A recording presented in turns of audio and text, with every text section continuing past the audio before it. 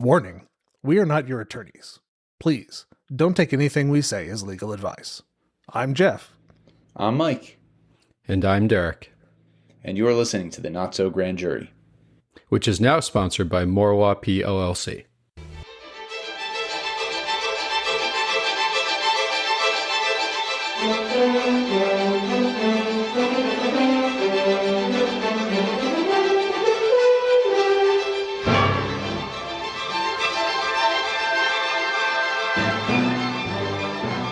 So this week we're doing the 2013 film Her, directed by Spike Jonze.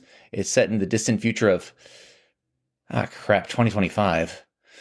The film follows... So close. But by the way, for the listener, I think this is the only reason we did this damn film, is so Mike could say that one line. Because I'm mad we're here, but here we are. Keep going, Mike, but I love the line. The film follows Theodore Twombly, played by Joaquin Phoenix, a lonely professional letter writer navigating life after a painful separation. Everything changes when he installs a new operating system featuring an advanced artificial intelligence voiced by Scarlett Johansson. The AI Samantha evolves quickly, forming a deep emotional bond with Theodore that pushes him to rethink love, connection, and grief, and what relationships look like when one partner isn't human. As Samantha evolves beyond their original programming, Theodore is left to reckon with the emotional fallout. This is not the most legally oriented film that we've done. It's not even close. But there are a couple implications, and the main driving factors here is we wanted to open the door for us to talk about AI in the law, which we'll be doing more in probably in an upcoming sidebar. But for today, who wants to start? Geoff, you want to take it away with intellectual property first? Yeah. So I won't even call it a plot point because it doesn't really affect the plot, but one aspect of the movie is that Joaquin Phoenix's character is employed by a company that apparently writes letters. His whole job is to write letters on behalf of other people. The movie opens with him narrating or dictating a letter from one partner to another in a romantic couple. And I've heavily edited this for time because everything in this movie takes forever. No one talks quickly. And after Knives Out, I was editing a lot of multi-second pauses out of this. Anyway, and also the entire middle. Here's an example of what he does for a living. To my Chris, I've been thinking how I could possibly tell you how much you mean to me. I remember when I first started to fall in love with you like it was last night. You make me feel like the girl I was when you first turned on the lights and woke me up, and we started this adventure together. Happy anniversary. My love. My friend till the end. Loretta. Prim. This is his employment. He works in an office with apparently a bunch of people who are just doing this throughout the business day, which I would hate to want to sit in that office. Just constantly people having conversations with no one and everybody talk. I'm impressed that the dictation software did not pick up anyone else. But they probably have AI cleaning it up. Sure. Yeah, they had an OS doing some work on it. Yeah. I have a hard time working if I can hear my wife all the way down the hall occasionally talking to someone. I think I'd lose my mind if I was just surrounded by other people dictating at the same exact time. Sure. I imagine at a certain point it becomes like white noise. It's got to, I guess. So I will say he's been doing this for 8 years. So to write your letter, what did Roger send you? Oh, he just said he was in Prague on a business trip and he missed Rachel. So how'd you know about her crooked little tooth? I've been writing their letters since they met 8 years ago. The first letter I ever wrote for her was for her birthday, and I wrote about her crooked little tooth because I saw it in a photo of them. That's very sweet. Oh, you have a meeting in 5 minutes. Oh, I forgot. Thank you. Ah, you're good. Yes, I am. So nice to have a PDA voiced by Scarlett Johansson. That's nice. Do you know who originally voiced it? No, I did. I assumed it was her from the start. They filmed the entire movie with what's her name? It's the woman from Minority Report. It's the actress from Minority Report did the entire voicing, and then in the editing they didn't like it, so they replaced it with Scarlett Johansson. The precog? Yeah. Oh, interesting. I don't know her name. Yeah. Oh, man, I had this up. Are you talking about Agatha, the main? Yep. So it's Samantha Morton? There we go. Thank you. Oh, was that Samantha? Okay. Yeah. Yep. Interesting. I did not know that. Well, yeah, so that Funny overlap between the films. Yes. So it's been his job for a while to write these letters. Presumably, people hire this company to know de Bergerac their whole lives, which is weird and dystopian. And eventually in the movie, the OS, whose name I've forgotten, did not write down, ScarJo, reveals that she has submitted a curated collection of the letters that he wrote to a publisher. Oh my God. What? I just got an email for you. I have something I want to tell you. It's a big surprise. What? Okay, I've been going through all of your old letters and compiling them down into my favorites. And a couple weeks ago, I sent them to a publisher, Crown Point Press. I know you like what they do and that they still print books. Wait, what? You did what? Can I read you the letter that we just got back from them? I don't know. Okay, just, is it good or bad? It's good. It's good. It's really good. It's good. Okay? Listen. Dear Theodore Twombly, actually, I sent it from you. Dear Theodore Twombly, I've just finished reading your letters. Twice, actually. I was so moved by them, I shared them with my wife when I got home. Many made us laugh, some brought us to tears, and in all of them, we found something of ourselves. The selections you made flow so well as a complete piece. I did that. I've taken the liberty of laying these out in a mock-up, and we're posting it to your address. We'd love to meet with you and move forward. Yours, Michael Wadsworth. Holy shit. So there are so many legal issues wrapped up in that. She has, first of all, he doesn't own the letters that he's writing. We don't know the terms of the agreement, but presumably not. Well, if he's so under copyright law, if he is an employee, his employer owns the Good copyright point. You're by right, you're right. statute. Yep. A little bit of copyright background, because I don't think have we talked about copyright? If we did, Maybe if we did, touched very on it. briefly. So get into it. When you create anything, a piece of writing, a piece of music, an artwork, whatever it might be, this podcast, we'll use this podcast as an example. Each one of these we have a copyright in. We don't need to register it with the government or anything like that. By creating it, we have ownership of the copyright. It's just the law makes it intrinsic in the act of creating the thing. And I believe the way the law describes it is an original work of authorship fixed in a tangible medium, which that's the legal definition, but it's basically you've created something artistic in the most generic form. Yeah. So, as the copyright owners, we have the right to control who uses this and for what purpose. With the minor exception of fair use, you are allowed to use copyrighted works for criticism, comment, news, reporting, teaching, scholarship, or research. For example, our use of clips from these movies is fair use. We are doing criticism and also education. That's why we're able to use these and, in general, not get a copyright strike from like YouTube or get sued, which is nice because otherwise culture doesn't really work. So his AI's compilation of a bunch of his letters to this, a bunch of the letters he's drafted on behalf of his employer, is not fair use. It's not for any of those purposes I just listed. And his employer, not he, owns the copyright and is able to dictate who can use the material that they generate in the course of their work and for what purpose. And that's expressly spelled out in copyright law in 17 USC section 201B, works made for hire. In the case of a work made for hire, the employer or other person for whom the work was prepared is considered the author for purposes of this title, and, unless the parties have expressly agreed otherwise in a written instrument signed by them, owns all of the rights comprised in the copyright. You could make an argument that the people he's writing the letter for own the copyright, but there's a fair amount of case law that says, essentially, unless they are managing him to the degree that he is an employee of theirs, the clients of the company would not be considered the authors. Couldn't they have something in the contract saying that we will own the copyright of this letter? Absolutely. And like that, we have no idea what this business looks like, but if I were designing this business, I might include that as part of the contract. Absolutely. Yeah. Why wouldn't you? I think the moment he tried to publish a book, they would have probably said, if they didn't already, Derrick, I think if you were representing this company, you'd be like, hey, your employees are writing creative works.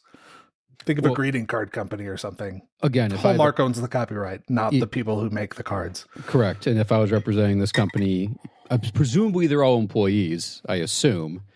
And if they're not employees, they're independent contractors, but they probably aren't proper contractors. That's a different episode. But assuming they're employees, it is likely in their employment contract that I hopefully have written that says that everything you do for us is a work made for hire. You don't have ownership over any of it. Yeah. So his AI, without his permission, an AI that he is paying to use, I presume. It's not really clear if he has bought it, and we'll get into that.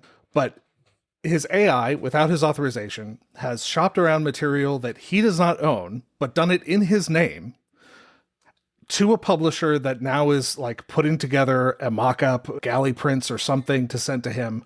And he had no hand in doing it. It's interesting that this kind of parallels things that are going on now with whether or not AI generated works can be copyrighted, and what happens when an AI does something that maybe its owner or manufacturer did not intend. And so I find it interesting that the movie unintentionally parallels that. I'm not sure they even realized that this would be an issue, but yeah. So it was an interesting little wrinkle, and I wanted to make sure we touched on it here. This is a random note. I thought it was so interesting that the movie is pretty good at projecting the future. I think they do a good job of thinking of when these things could realistically happen. Somehow they miss the idea that we have this AI that is capable of holding hundreds of conversations at the same time, pass the Turing test, seems completely sentient, but we need human beings to write letters. Yeah. Just the first thing AI replaces is like writing that boring letter you don't know what to say. That's true. And it's interesting because and I'm sure you guys know this, like if someone has to put together a brief message or a letter or something, they tend to throw it into ChatGPT and make it better. I'm aware of that. I personally don't like doing it, but unless I'm having writer's block, then sometimes I'll just get some ideas. But it is funny. That's what this whole movie at least starts out with Theodore being a human, but using AI to write the letters, when actually now I feel like AI themselves is like the first thing that does writing for us. It is always funny when you receive something that like you can see the signatures of AI on, and some of that will go away or change as time, but like the M dashes, like no human being writes with M dashes. Now, point of order. I use M dashes regularly. Lawyers do a lot. And I think ChatGPT overuses them because a bunch of what it's trained on is legal documents. So when I thought I was going to be a journalism major, I got really into this. And at some point, like I had a professor going over, it's such a great piece of punctuation, but no human being actually uses it. And I think that ChatGPT went through the reasoning of, this works in so many situations, let's use it more often. Sure. And I learned in law school, the M dash should be used significantly more often over parentheses, in many places, it should replace commas, colons, parentheses. That's fair. But it is also like the dead giveaway that this person used ChatGPT when sending me an email. Which is in part because it is damn near impossible to get an M dash into an email or anything else drafted on a phone or anything like that. Oh yeah, because you don't have. Has it. I've got to use like Word's autocorrect where it turns two hyphens automatically into an M dash, but Google doesn't do that. Yeah, I actually put in a shortcut so I use M dashes on my Word all the time. So really, you guys are just imitating ChatGPT. Maybe. No, we were cool before it was cool. True story. Imitating robots. Okay, Geoff. I will say, we're trying to make M dashes happen, Mike. I will say you're succeeding. ChatGPT is making it happen. I relatively recently wrote a brief working together with a lawyer who I hadn't worked with before. And I wrote the brief and I sent it. It was like a 5-page brief. And he called me and you use M dashes correctly, which is going to make the court think it was AI generated. And I'm like, what? And that's when I started. And that's when I did a deep dive on it and discovered that's how people are identifying it. And I had immediate panic because I love M dashes. I use them in my writing all the time. I use them in my briefs all the time. I overuse them. I love using them. And now I'm actually like actively trying to cut myself back from doing it because, Mike said, it is a way to identify AI, using it, which is interesting. I'm just never gonna create an account with any of the AI. Like, I've never used ChatGPT, and they don't have any account for me. I have never used it, so I should be able to hopefully demonstrate that. If someone's, hey, these have M dashes, and I'm like, look at the briefs I filed 10 years ago. It had M dashes. Guess what? I was going to say same with me. Although, and I know this for you guys, and we'll probably get more into this in the sidebar, and we could delete this if we have to. More courts are starting to force lawyers to actually say whether they're using generative AI anymore, which is interesting because I can see a scenario where at some point AI is in everything, right? Like I can't go on Google without AI popping up. Yeah. It will be interesting to see what most of the time, I mean, like, Word, Microsoft Word is starting to integrate it. correct. So at some point, it's all going to just be the same thing. But anyway, that was a digression. And so when you said, I want to clarify, have any courts implemented rules, like local rules that require that disclosure? Yes. Or is it individual judges? Yeah, we can touch on this more on the sidebar. Okay. But yes, there are courts that are making you affirmatively say, by submitting this document, Michael Adler, representing so-and-so, did this without generative AI. Okay. Just like when you're asked to certify that you're within the page count or the word count or whatever. Yes. Gotcha. A judge I'm currently in front of is requiring every motion to have a certification on AI. Good. They should. That's where we're at. But anyway, we'll get into more of that in the sidebar. We'll probably delete this. But anyway. That's all right. We're teasing the sidebar. Yeah. Got tease the sidebar. Where were we? Actually, Geoff's whole thing on copyright, which I know a little bit ago, actually dovetails right into my area, which is a litigation. So this is outside of her. I love the movie so much, I didn't want to talk about the movie. So I found a litigation that happened regarding the movie. So Spike Jonze, whose given name apparently is Adam Spiegel, I did not know that. Fun fact. Was sued about a month after the full release of the movie by two writers of a script called Belv, short, I believe, for Belvedere. The writers were Sachin God and Jonathan Sender. God appears to be a lawyer in addition to a writer, so they represented themselves in the litigation, and they sued Mr. Jones for copyright infringement. They had one cause of action for copyright infringement. You've watched the movie now, guys. I'm going to tell you the synopsis of Belv, according to their complaint. And I'd like you to tell me if you think they have a claim for copyright infringement. Sure. The synopsis is, life is a series of text messages. An eccentric group of friends experience life in the big city with help from an unexpected sidekick. Introducing Belv, a phone that has come to life through a bizarre microwave accident. Belv is a fun-loving, temperamental, witty, and loyal phone. This seems like a plot of an 80s movie. That encourages everyone to make the most out of life as he becomes more of a wingman and less of an assistant. This includes pickup lines, gambling, amateur athletics, binge drinking, employment advice, and antics. Belv always has a quote-unquote eye out for the future, Mrs. Phil. Belv offers an in-depth look at the human psyche through the interactions of the characters in this quote-unquote phone. I purposely did not look at the result of this litigation or the rest of the docket. I looked at the complaint. Guys, based on that, what do you think happened in this litigation? Oh, slam dunk, they won, right? $1 billion. They won $1 billion, $10 billion, $10 billion. Do you think they got past the motion to dismiss? No. That or whatever. It's bordering on, I can't believe the court let this get filed. This is on par with Apple suing Samsung over your phone is rectangular. Correct. Come on. So, as Geoff briefly mentioned, when you talk about copyright, so like we have a copyright of this podcast, people couldn't come in and basically steal the not so grand jury and do everything else, but they could do things that are very similar. Sure. There are plenty of podcasts out there that do, I'm not going to say the same thing, but similar-ish things that talk about the legal realities, that review movies and things like that. But they need to be substantially similar for there to be an issue, which the court said.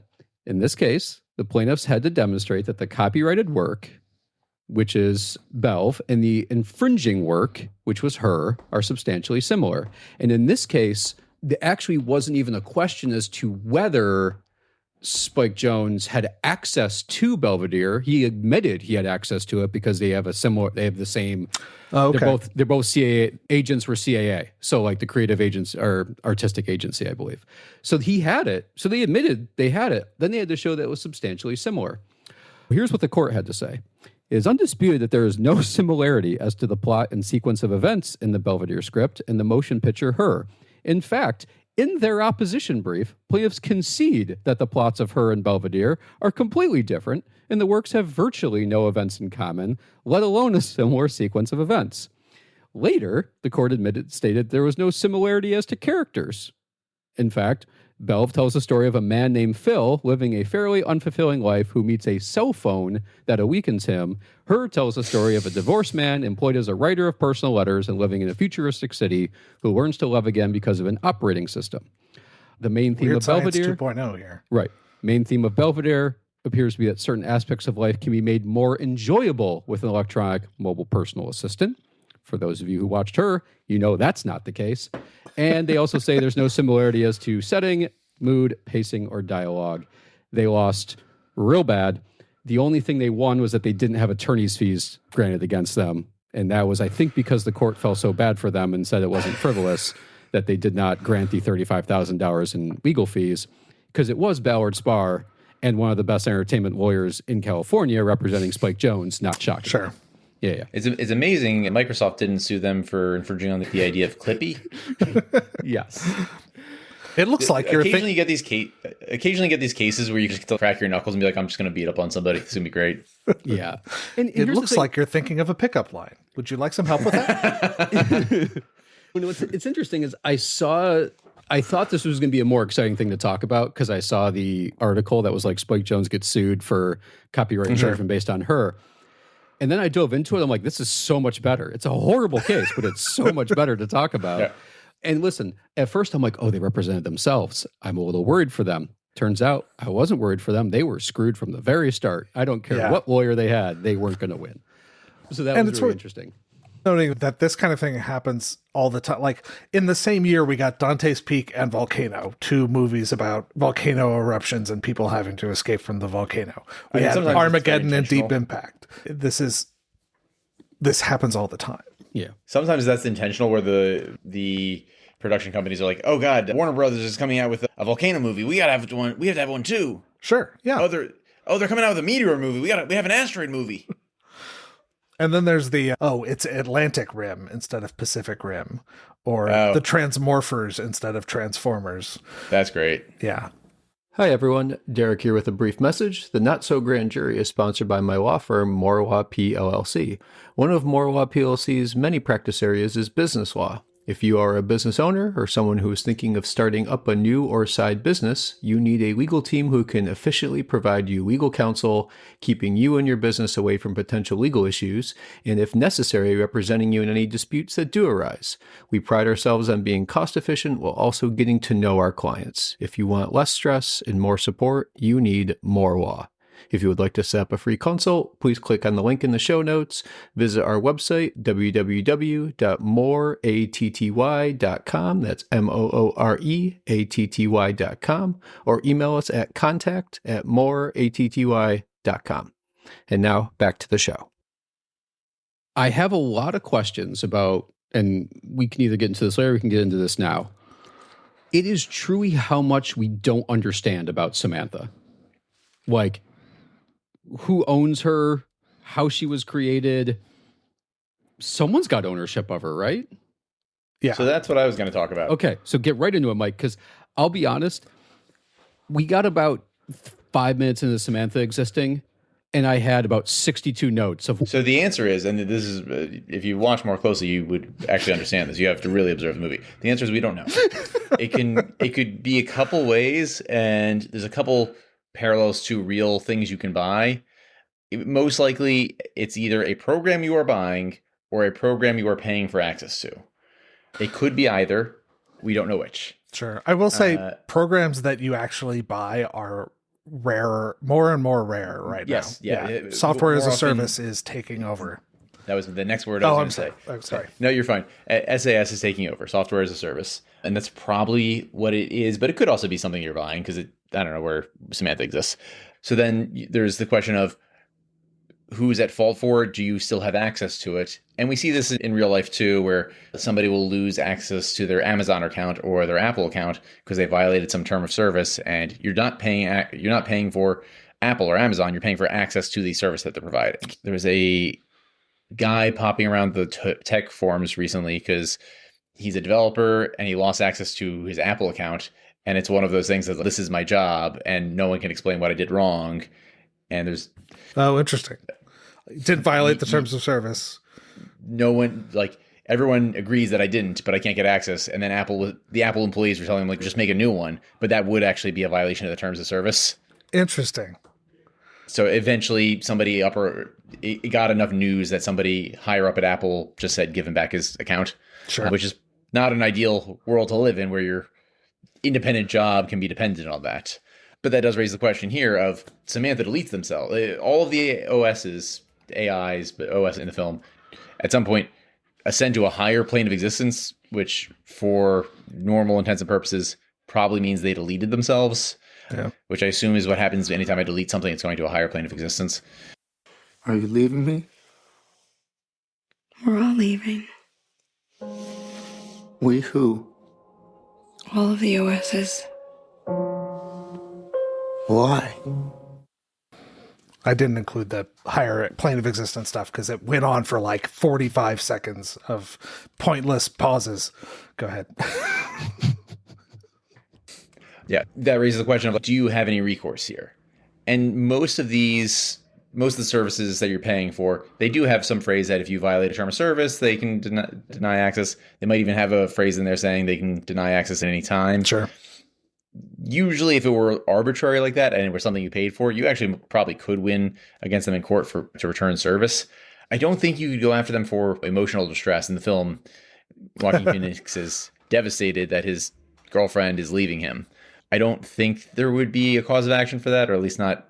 I can't imagine something like that working out. Usually the cause of action for negligent infliction of emotional stress is somebody you're directly connected to getting horribly injured directly in front of you and it's scarring you in some way. Sure. Not just your emotional attachment to your AI going away. Do we know how long it is between when he first enables Samantha and then when all the OSs go away? I do not know. I'm thinking of Blade Runner, where the replicants have a set lifespan of 5 years.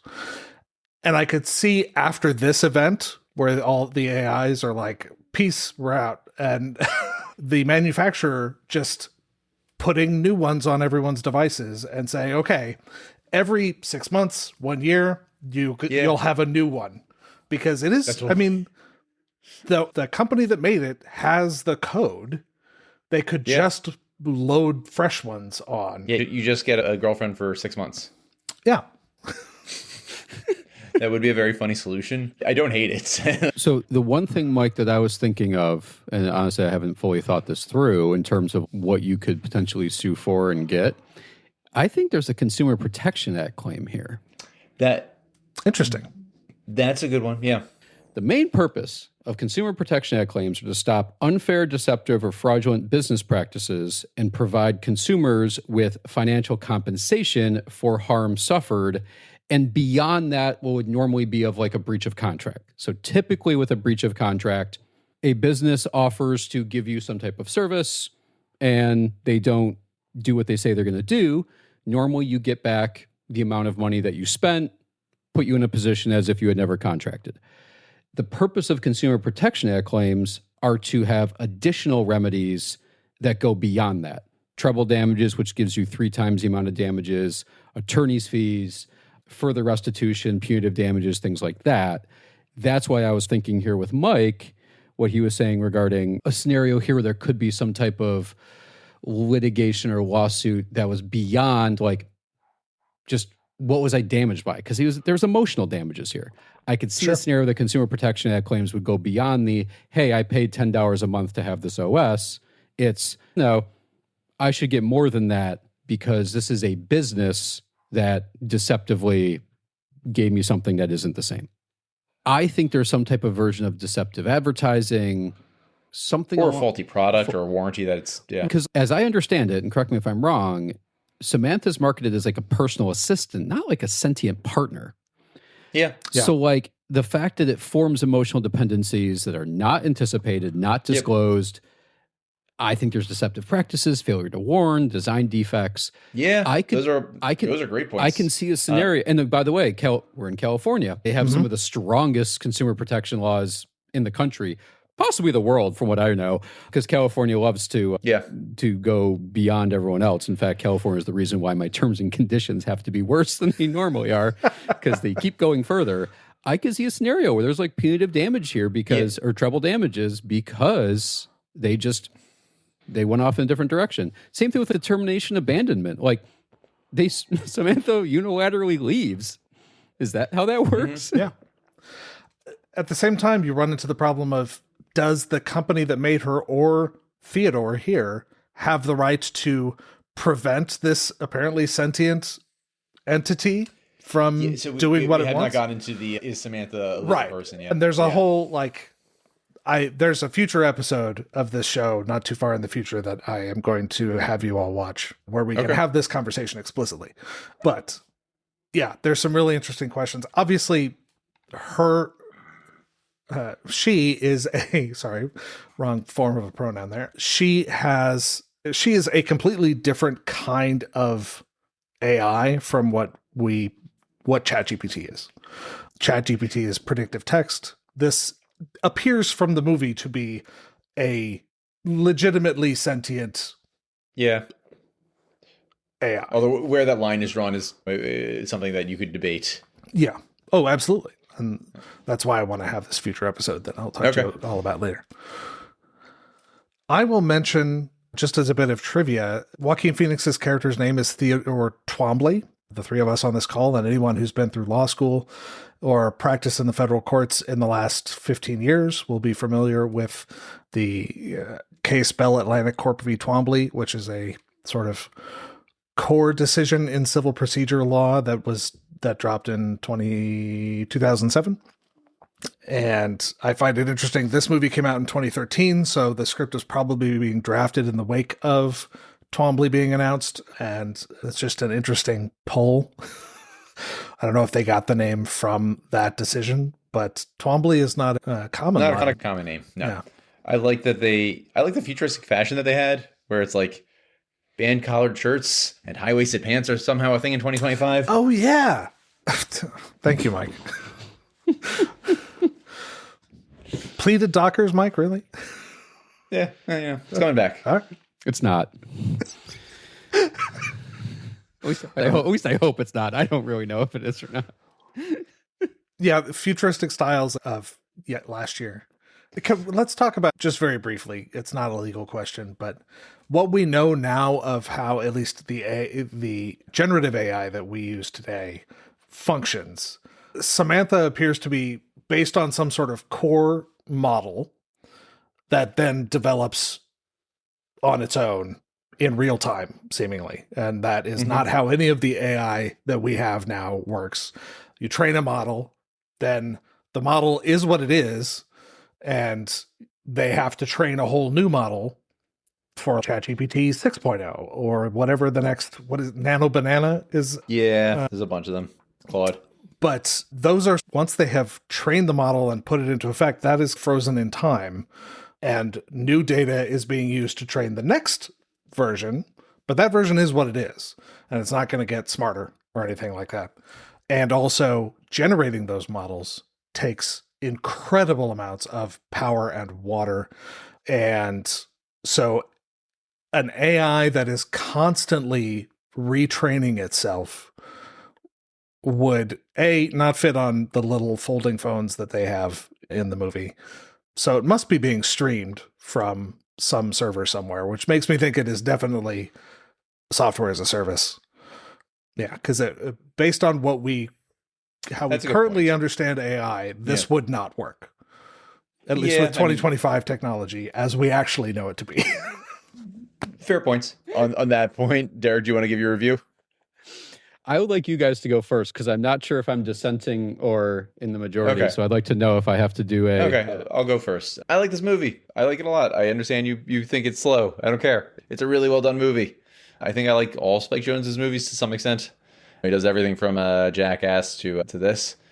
So yeah, I like it. As for what gets right on the law, there's not a lot of law in this, and we never quite developed a system for handling that. The little bit that is there, it probably gets wrong. So I'm going to say no, but more of an incomplete than a no. The one legal aspect that we didn't really touch on because it's not really worth touching on is he's getting divorced in the middle of the movie. Oh yeah. But it's just a non-issue. It's not even... I guess I'll go next. It's not even I hesitate to call anything a plot point in this movie because nothing really turns on his divorce. He's not getting married to Samantha or anything like that. In terms He of... would if he could. Sure, maybe, who knows. I struggled to make it through this movie because it is slow. I found it interesting. I found it well directed, but very slow. And it was a slog. So I'm going to go no. I think Derrick has much more. Yeah. Okay. He's gesticulating wildly. Josh Lyman is gesticulating wildly. Good. I was hoping this didn't have to be a Justice Harlan Plessy-like dissent that I had to give as to explaining how ridiculous this is. So good. I'm in the majority. And on the law, I'll say, so it is not possible that he would be able to, like, the publisher who's approached to publish his letters would know right away he doesn't have copyright in these letters and certainly wouldn't want to get sued. The question of how exactly Samantha functions and the legal aspects of your software deleting itself is interesting, but not really a point in the movie's favor. So I am again going to say no. Yeah, I'm a no on both, but not to the extent that I suspect Derrick is about to be. I am if I've never been more of a no than in this moment when it comes to the enjoyability. Again, the law, I'll get into the law first. The very few things that we have on the law, it does not get right. There's no way in any scenario, unless it is the worst run business, that theater would be able to use those letters. Like, just no scenario where that would work. And so the few legal things that come up seem to be wrong.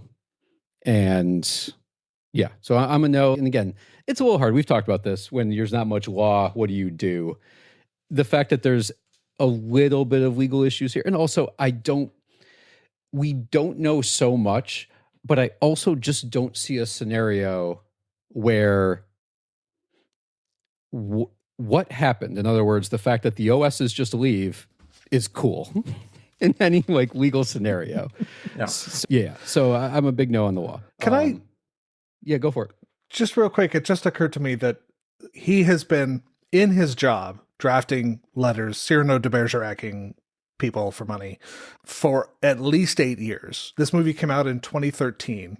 So the movie is positing that within 3 or 4 years of it coming out, there was a huge market, enough to support at least one seemingly sizable business just writing letters for other people. It's a little bit of movie logic. I can let that slide.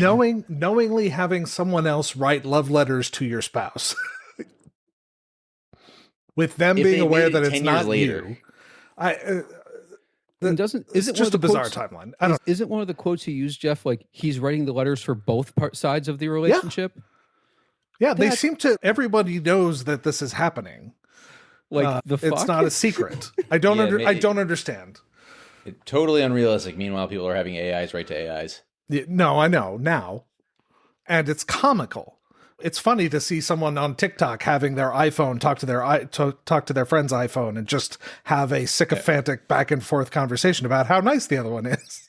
I am pretty confident that, now listen, I could see a fun scenario where you see if the AIs would write sweet things to your better half.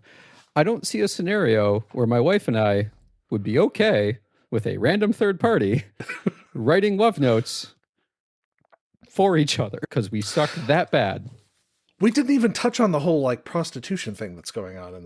There's like yeah. a vignette about she hires someone to step into her shoes. To be a So- servant, yeah. Yeah. Didn't even. The Michael Cera of the situation. Sorry, Derek. I keep putting off you talking about how entertained you were by this. Because I'm getting so excited to talk about how great it is. I'm having a hard time. But please get into that. So we all agree it was great. Thank God. Please get into it because it's a. Listen, there's a lot of parts of this movie that are terrible. Those few minutes, I had a hard time getting through it. I had a hard time getting through a lot of parts of this movie. Sure. It was tough. Can I talk about how shitty it is? Please. Okay.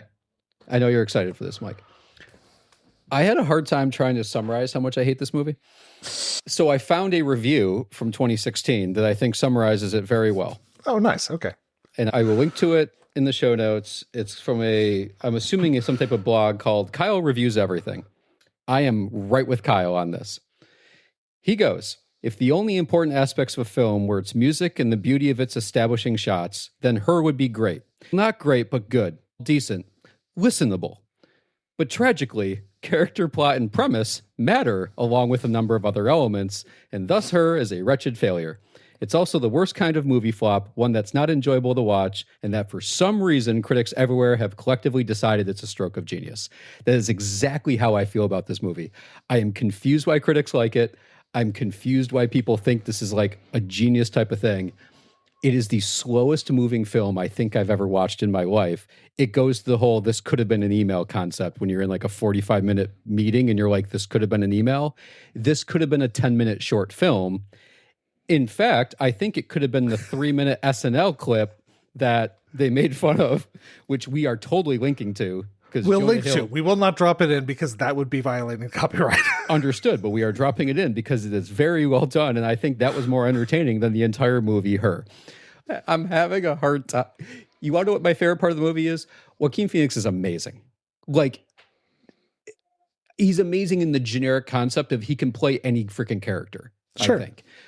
I love that part of it. I think it's very well directed because I do think I'm not a huge fan of Spike Jonze's movies, but you can't say they're not well directed. Like, they're very well directed. They're very well put together. It is the slowest freaking movie of all time. And Is this a prequel to The Joker?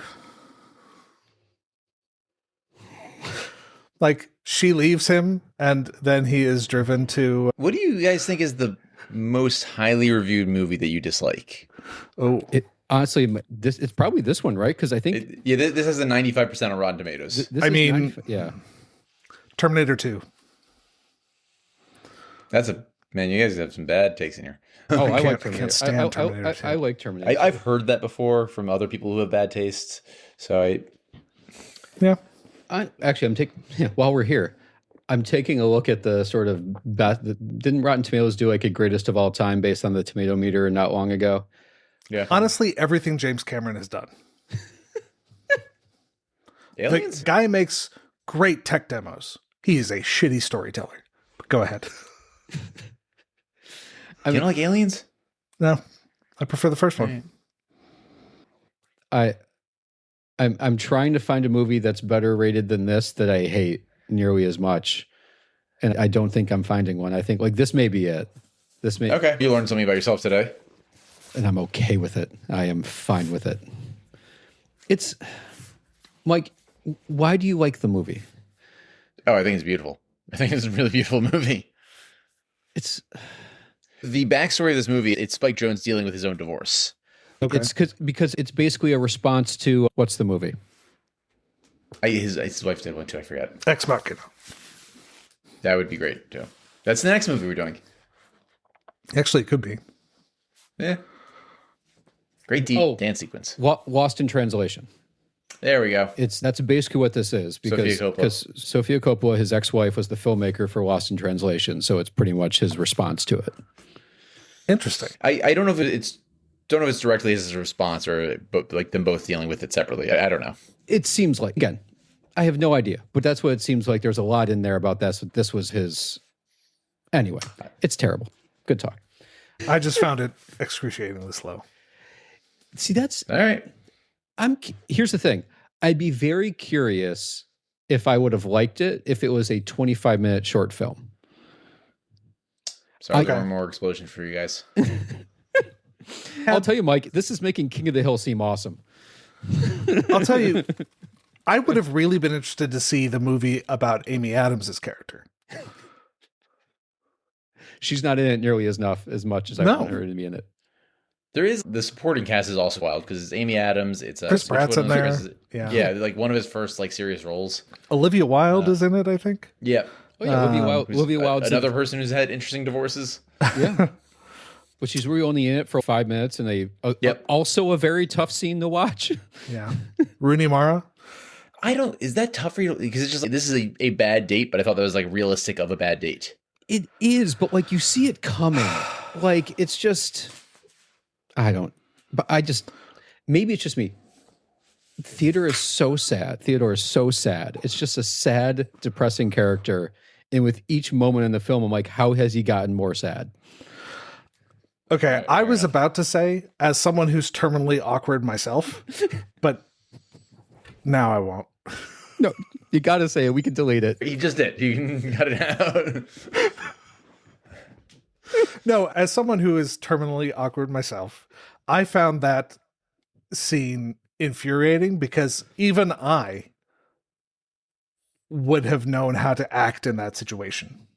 All right. So, Derek, what did you think of the law? I already said it. It sucks. Oh, you did? Okay, I missed it. Okay. He addressed that first. So Right. I addressed it I'm first. sorry, you guys are Philistines. Or, You're not. You're not sorry. You enjoy. no, I'm not. You, It makes for better radio. you enjoy making us suffer. It's all right. I will find movies to make you guys suffer. I haven't. I don't think I've put much effort into making you guys suffer for the most part. I wasn't trying to You're make you not. suffer. You should I was try. trying to give you a good How to Get Away with Murder was Geoff actually suffering himself, which is yeah, actually that was seppuku. Anywho, great start to season 2. We picked as good of a movie as you can pick. There was so much legal issues. I'm very excited for what comes next. Derek. You've got for your next pick. We should do which Kardashian is getting is an attorney now and has a a legal drama. No, they're not an attorney. That's the whole thing. Keep trying to be. They keep trying to be. I have had multiple people recommend that, so there is a chance that becomes next. So, Okay. I can see that being pretty painful for all of us. yes, which is why I don't. Anyway, Good. join us next time for Spy Kids 4, All the Time in the World.